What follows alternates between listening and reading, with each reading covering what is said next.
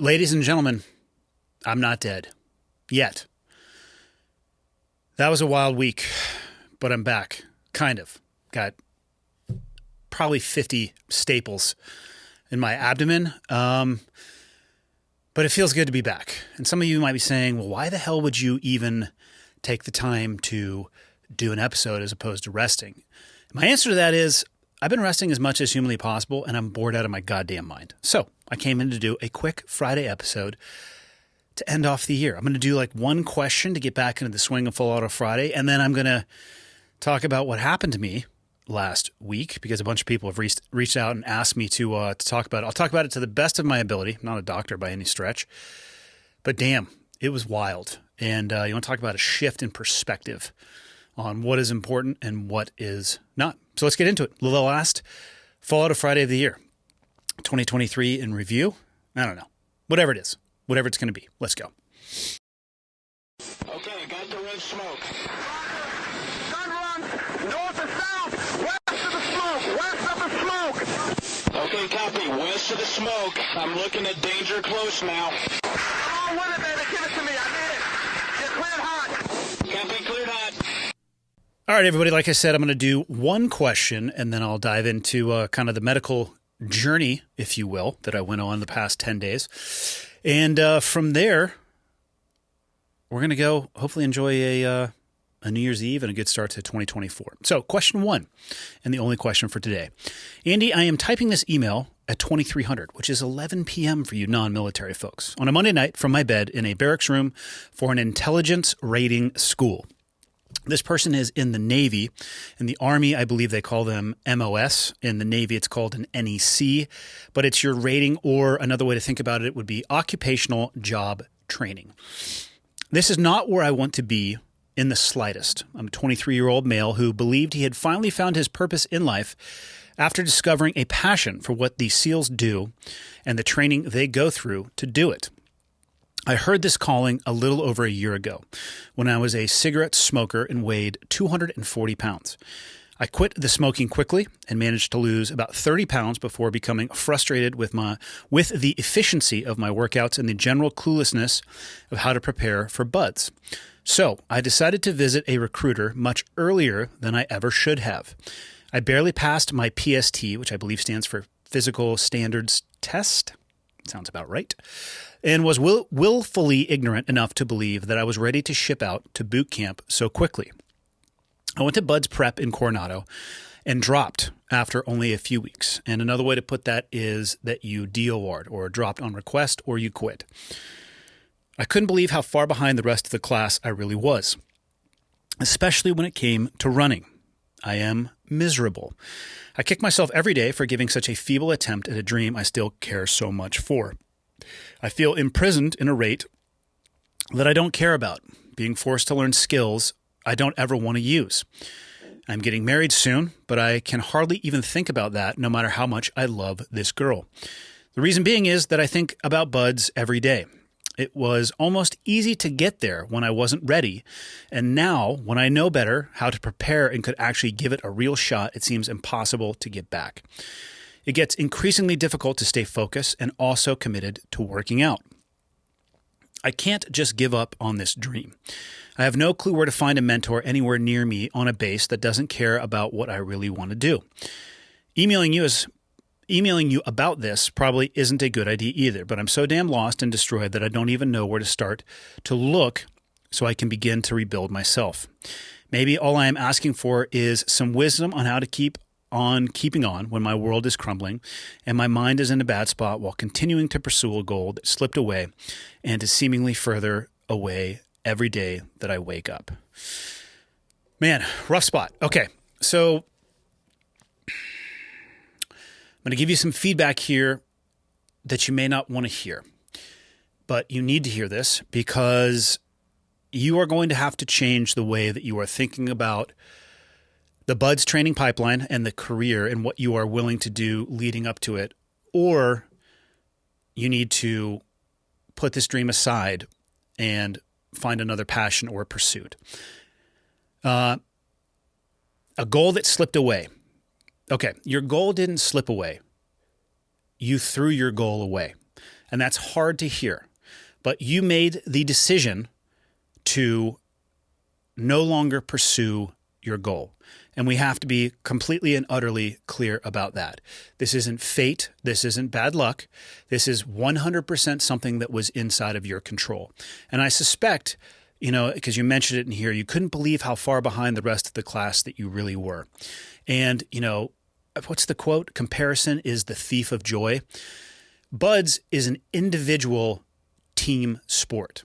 So nobody in Buds can make you quit unless you actually make that decision yourself. And a lot of the evolutions are individual in nature, but a lot of them are team focused in nature as well. And that's why I say it's an individual team sport. You have to perform at a high level when you're doing those team evolutions for your team to be successful. And you need to perform at the requisite level individually so you can meet the minimum standards for training. But in either one of those environments, the team environment or the individual environment, you are in complete and utter control of whether or not you decide to raise your hand and say IDOR and ring the bell. And I'm not even sure they have a bell in the pre-training programming. I know actually nothing about it because it didn't exist when I went through training. The vast majority of people who attempt SEAL training do not make it through. And one of the beautiful things is the training program allows for people to come back for a second or even a third attempt. I believe they'll give you up to 3 attempts, meaning you come into training, you're not successful, you go back to another military command, you come back again, you're not successful, another military command, and you can come back. Now, in that is a lot of time. They're not going to just let you, hey, over and over and over again. You're going to have to go, you're going to have to do a duty station or a billet. You're going to have to perform well there. You're going to have to get permission from your command to go back and screen, and then to detach from that command and go back into Buds. And that's how it should be. It shouldn't be easy for people to just recycle. Actually, the easier it is, I think the higher the attrition rate would be. What I'll say to you is this. Anecdotally, what I saw as an instructor, people coming from the fleet or people who had been to the fleet because they had quit Buds a first time and now were coming back, had a higher rate of success than those who had just joined the military and pipelined straight into Buds. And I believe personally, and I have no data to support this, that the reason for that is that they realized what the fleet military or the fleet Navy was going to look like for them, and that is not why they wanted to join the military in the first place. They joined for one particular thing, were not successful, had a very different experience than they were looking for in the military. And at that point in time, when they get that second chance, they are willing to burn themselves to the ground to not return to that. Now, I'm not advocating that as a path or a route or an approach for people. I'm just saying it's not necessarily a bad thing that you are having this experience right now. I got a bunch of questions for you. The first one would be, we live in a digital age where information is out there, probably more information than you would ever actually be able to usefully do something with. Why did you not research and spend, if this is your passion and this is, what was the words that you used, your calling, why didn't you take the time to figure out what the requirements were going to be? Like, you shouldn't be surprised at the amount of running that was going to be required from you in Buds training. You should have had a robust training protocol for running, for swimming, for calisthenics, for weight training, for short duration, higher intensity events, longer duration, lower intensity events. The information is out there. Why didn't you take the time to actually do your research and put a plan into place? And if you're not willing to do that now, you need to shit can this goal.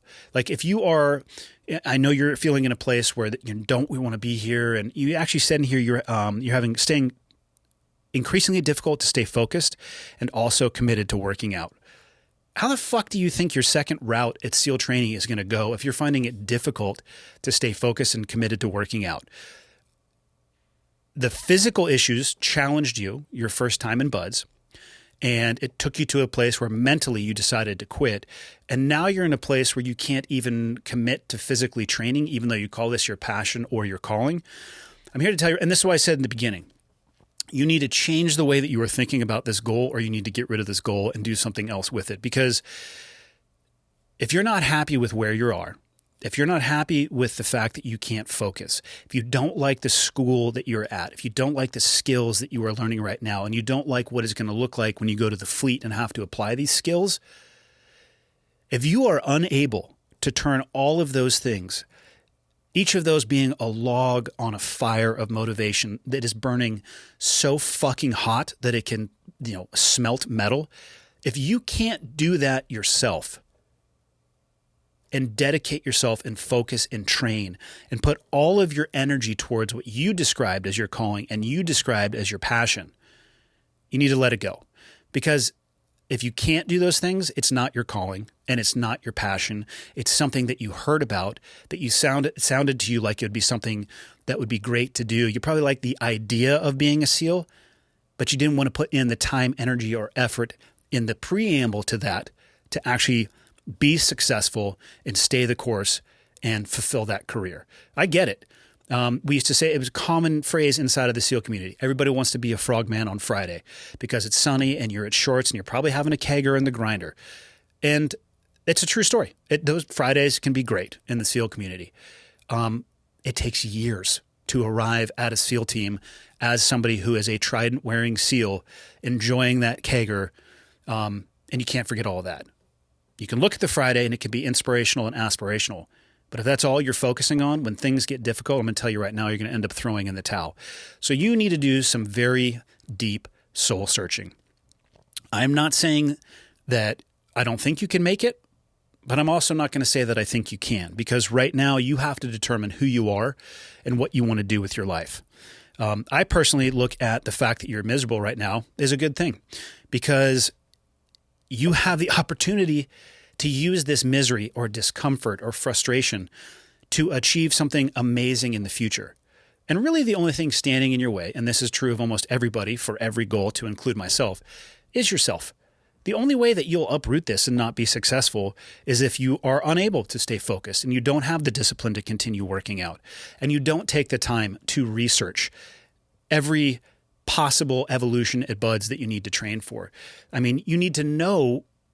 I mean, I didn't even have access to the internet the way that people do now. And in an era where it was like rumor intelligence, I knew the 4-mile time runs, the 2-mile ocean swims, the obstacle course times. I knew the vast majority of those testable gates because you have to train to that. And if you're not doing that, you're wasting your time and you're wasting the military's time as well. So pull your head out of your ass a little bit on that one and use the tools that you have available for you right now. You can't find a mentor. Why do you need one? If you are the type of person that needs somebody to tell you what to do and how to do it, and then hold your hand so you can be accountable, I'm here to tell you right now that the SEAL community is not for you. Having a mentor is great. Not having one in your local area or one that you have access to locally is fucking irrelevant. All right? The information's out there. Put together a plan. Train smartly. Focus your life. Focus your energy. Focus your efforts. And put something out there on the horizon for your goal. And let's start small, graduating buds, not becoming a SEAL. That's like 18 more months of training on top of that, and you can shift that focus after buds. Let's start with graduating buds, and everything is pointed in that direction. Now, I don't know how that's going to impact your marriage, unless you are not open and honest with your future wife. Then I can tell you exactly how this is going to impact your marriage. The amount of time you're going to need to dedicate to this particular goal is going to be immense. If you're not communicating with her why you want to do that, why you need to do that, the requirements of what it is that you want to do, again, you're wasting your fucking time. So over-communicate early and involve her in this process. And you might find yourself at an interesting split in the road. She may want no part of this, and then you have a very hard life decision ahead of you, and I'm going to leave that to you to decide, pros versus cons. But if you can't even change your headspace about training and preparation for buds, and she tells you she wants no part of this, you might be better off finishing out your military time and just enjoying your married life with the woman that you love, as opposed to gambling it on on something where the odds are not stacked in your favor. So food for thought. Hopefully that helps. I'm not trying to talk you out of your goal. I would love nothing more than for you to be successful, but you're going to have to do it for yourself. Spend some time figuring out who you are and what you want to do, and then put a plan together that is commensurate with those beliefs and who you are and what you want to do. And that's all I have for that question. Okay. What happened to me in Utah? Where do I begin? Let's start with this. I'm an idiot, which I think most people would agree if they know me. So we're down at Glover's HQ. My wife, Leah, who is a 3-stripe jiu-jitsu black belt, was teaching a seminar at the Fieldcraft HQ in Provo. And Mike and I were doing a little bit of content in the morning.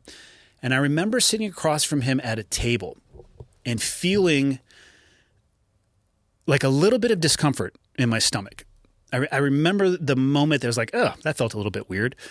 I thought up until a couple hours after this, I thought this was a gas bubble. That's really what I thought it was. And before anybody says, oh, that's ridiculous or idiotic, I opened with, I'm an idiot. So we can agree upon that. So finished with the content. Leah was finishing up with the seminar. I didn't really know if I was going to be able to participate, but people were out there and they were training. So you know what? I decided to roll afterwards. So I did about an hour of jiu-jitsu with my stomach increasingly starting to get a little bit more uncomfortable. And again, not a stomach pain that I hadn't felt before, not a level of discomfort that I hadn't felt before. No alarm bells were going off for me. I thought I had a gas bubble. So we roll, end the seminar. By the end of the rolling, I was sitting in one of the chairs at the Fieldcraft HQ, and I couldn't really sit up straight. And it was at that point that Leah was like, hey, what's going on here? And I had taken some Tums, and we were going to drive the Bronco, which has been recovered from Moab and has been repaired and is now back in Montana. I'm so happy it's back in Montana, and now I'm just going to invest the money in it that I probably should have done to begin with to prevent the damage from happening. But again, I'll circle back to the fact I opened with I'm an idiot, so sometimes I have to learn by doing. She was going to drive, went to a drugstore, got an antacid pill, like the most powerful antacid pill that you can take. Well, she got a snack, and she said, hey, if this doesn't make you feel any better, we're going to go to the hospital. Because by this point, I was having a little bit of difficulty standing up straight. I was kind of just sitting in the passenger seat of the Bronco. Fast forward about 30 minutes, and guess what? I wasn't really feeling that much better, so I told her in my infinite wisdom, just keep driving towards Salt Lake City, because Provo is south, for those of you not familiar with the geography. We're going to be driving towards a higher level of care. What's the risk in driving north? It's not like we're driving, you get north of Salt Lake City and you start there's gapped areas, whether it be in between Salt Lake City and Pocatello, or Pocatello, Idaho Falls, or all those things. Between Provo and Salt Lake, you're in humanity the entire time. I just figured, hey, the closer we get to a bigger city, the better the care is going to be.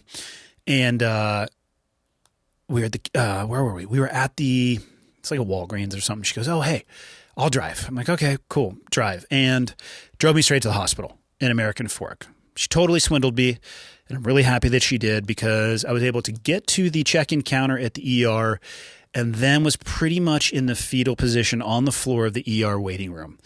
And a couple people went in before me. I got pulled in and kind of trying to describe the pain.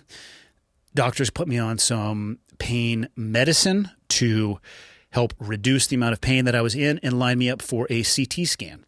So go in for a CT scan. They push some iodine through, which was an interesting sensation, a little bit of warmth for about 20, 30 seconds. I don't know if I've ever had one of those. I think they may have given me one of those when I was injured overseas, but it was so long ago, and honestly, I don't remember it that well. Come back, and the doc's like, hey, you have an obstruction in your small intestines.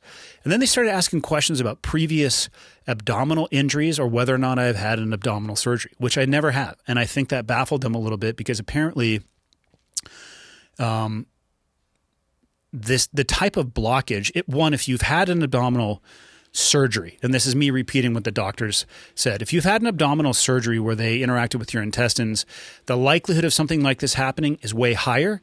But if you haven't, it really shouldn't be occurring. So I must have been asked about a previous abdominal surgery 10 times. not because they didn't believe me, but every time a different person would come in, it was the number one question. So the decision was made to check me into the hospital for that night. And in the morning, I was scheduled to drink this fucking red potion of death. It was only red because they mixed it with cranberry juice. But essentially, and I forget the name of it, and this is what, apparently elderly people will come in not uncommonly where their bowels are just not working, like they haven't shit in 2 weeks, which I can't even fathom. And they have you drink this stuff, and what it causes is like cramping in your abdomen, and it basically works and flexes your stomach and pushes things through. It tastes horrendous. It's the red juice of death. And I started drinking it, and almost immediately, like, my stomach started absolutely cramping. And I'd say like my pain at that level was creeping up to like a 6 or a 7, and I drank 0.8 of the fluid, and I wasn't able to get any more in. And then for the next 4 hours, I was at a 9.5 or 10 out of 10 on a pain scale. I sweat through the pants that I was wearing at the time. They had switched me out into a hospital gown, like full dripping athletic sweat from pain, unable to have anybody touch me. I couldn't stand up, couldn't really lean back. So I was at like this 45-degree angle, completely sweating through my clothes. They were giving me as much Dilaudid as they could. And it was, oh my God, it was absolutely gnarly, to the point where, the doctor came in and was asking me how I'm doing. And I'm like, I didn't say anything, but I feel like he could probably tell how I was doing by looking at me. And I just said, hey, can you put me out or just cut this out of me? I don't know what this is anymore, but this is unbearable. Eventually they moved me over to the ICU, and were able to give me a dose of ketamine, which I did not enjoy. I have heard that people recreationally abuse ketamine, and I've heard people talk about the K-hole, that experience of being like shot into a different, what would it be? A different orbit or a different reality. I didn't get that sensation, but it was very disassociative. It felt like the hair inside of my ears was clapping. That was that sense as they push the ketamine, that sensation as the pain meds kind of wash over you. I did not enjoy it. And I remember the room apparently was just bone quiet. And I was telling Leah, why is it so loud in here? Why are people clapping? And it was this weird 15-minute ride. What I will say is my pain went to close to 0 for the first time in hours. So that was great. I did not enjoy the disassociative effect of it. And again, not a doctor. I know that they use it for therapy. I'm assuming they give people a smaller dose than the dose that I was given. But then right after that, I was scheduled to go into the OR, and they were going to attempt to do an exploratory surgery laparoscopically. I guess there's a robot that they put on your left-hand side, and there's 3 small incisions. So I guess they fill your stomach up with carbon dioxide, which makes sense because it creates that gap. There's a light in there, and I think there's some robotic arms that allow them to do a certain level of articulation. Not really familiar with exactly how that goes. So the doctor did start with that, though, and I had to sign a bunch of consent forms because I knew they were going to start with that, and I knew there was the potential that they would totally open me up. So I started with the laparoscopy. For clarity, I remember being wheeled into the OR, being lifted over to the table in the OR, having my arms strapped to the side, and the anesthesiologist saying, hey, I'm going to give you something for the pain. And that's it. It's my first time under anesthesia, first time ever having surgery, 0 sensation of falling asleep that I remember, and 0 sensation of time passing. Super bizarre. Man, and when I woke up, it sucked. I had an NG tube, a nasal tube down my left nostril. My left nostril was still bothering me a little bit. It kind of just inflamed my sinuses. And that actually was, that was in for about a day and a half. And that was a rough road. That was very interesting getting out as well, because they basically stand there and take a grip on it, tell you to bury your chin and hold your breath, and they pull out about 2.5 feet of hose that was in your stomach. 1 out of 1, do not recommend. So there's that. Come out of surgery, and I know the doctor had talked to Leah, my wife, and explained a lot of this stuff. So I would think I was physically present for that, but not mentally present for that. And they ended up having to open me up all the way. So essentially what had happened was there was scar tissue on the inside of my abdominal wall that had somehow wrapped itself around a portion of my small intestines and then like herniated on top of that. So it was basically a noose. And when the doctor laparoscopically went in, they could see I'm going to call it an obstruction. Obviously, noose is not a medical term, but they could see that cinching, and about apparently 2 feet of my intestines beyond that were very dark and discolored, almost black. So I believe his original thought is he was going to have to remove about 2 feet of my intestines. And from my understanding, when it goes that route, that's when things start getting really complicated for the rest of your life when it comes to abdominal issues and also your recovery. So when they opened me up, though, he lysed or cut off the tissue that was constricting my intestines. And he said almost immediately the intestines went back to a normal color. So it wasn't dead, which is what he thought he was going to have to be dealing with, and is hugely beneficial for me, like I said, from a recovery perspective or a surgical complication perspective. So he focused on removing the scar tissue that had obstructed via just that cinching knot around my intestines. And I don't know what the hell else they do. I've heard that they take all your intestines out and they like work your way through them. I don't know. I was in La La Land with the breathing tube and, down my throat and the NG tube as well, all those things. So,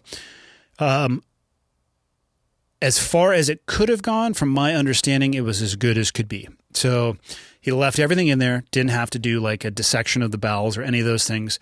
Staple or sutured the way out, staple me back up. I got about an 8.5-inch scar from just below my belly button to just underneath my sternum. Staples in it right now. And then, spent the next 3.5 days in a hospital bed, which is just rough. People are doing the best that they absolutely can to make sure that you're doing well, but it's impossible to rest in a hospital where they come in and are basically having business meetings every 2 hours. Pretty heavy pain meds. I think, God, I got Demerol, I got Dilaudid, I got ketamine. So mostly Dilaudid every 2 hours when I was in the surgical recovery room for the first 2 days. And then I started trying to wean myself off of that stuff. I was getting headaches. It was really weird too. I would reach up and like feel the sweat on my forehead, and it was like greasy and oily. And I think it's just your body processing all of this stuff out, but it makes it hard to rest. It slows down your digestion. And like their criteria for you to get out of the hospital is, you have to be able to tolerate liquid and food. Obviously you have to fart and you have to go to the bathroom. Number 2 for them to like exit criteria. Heavy pain meds slow all that stuff down. So yeah, that was a journey in and of itself. But about 3.5 days after that, was able to get out of there, walked out under my own power, was not sprinting by any stretch, hobbled my way out of there. Took 3 days to drive home from where we were in American Fork to Montana. Finally got home, completely off the pain meds for like the last 4 days. I'm limited to walking until I get the staples out, which will hopefully happen next week.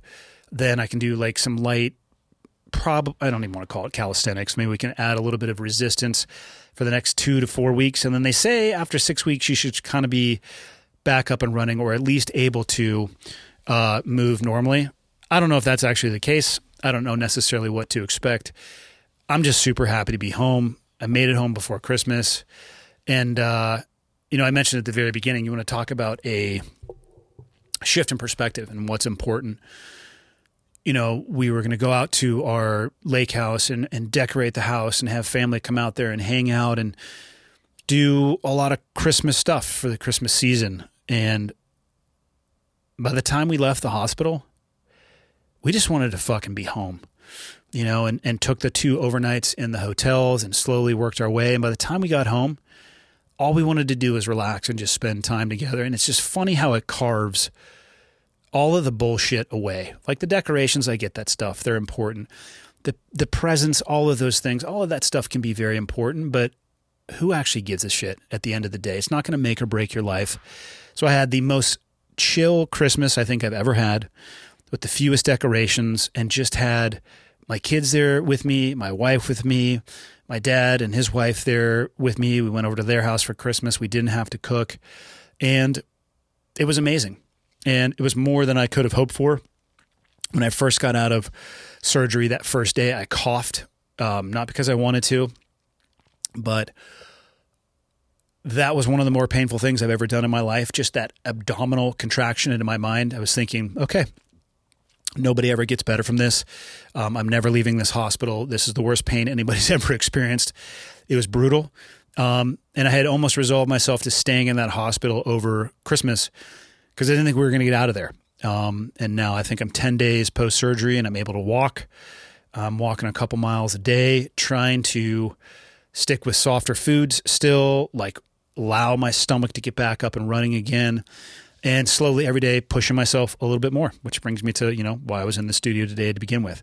Boredom, like I joked about in the beginning, is obviously true, but I want to push myself a little bit and just keep, trying to move the needle to shorten the recovery time as much as possible, smartly, not trying to put myself into the grave. But yeah, that's how my 2024 ended. I'll do a podcast maybe in the future about what I'm hoping for.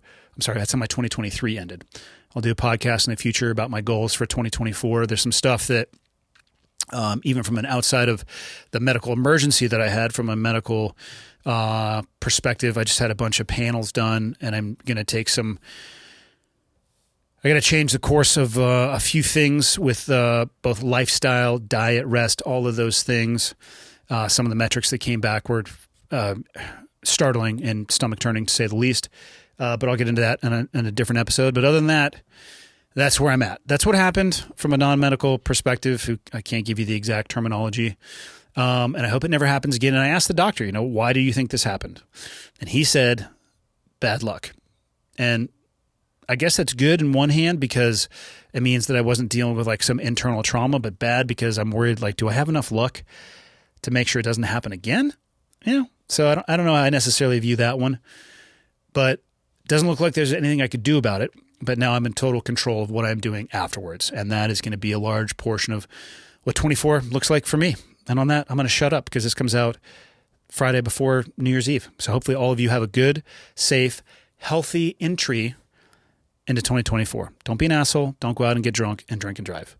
If you can go out and get drunk, that's totally fine. Have a designated driver, but don't ruin the early part of your 2024 and beyond with a bad decision on New Year's Eve, please. And I say that as somebody who's going to be sitting on the couch doing jack shit, probably in bed by 9 o'clock. So see you guys on Monday with an episode that I recorded. The last one I recorded before ended up in the hospital.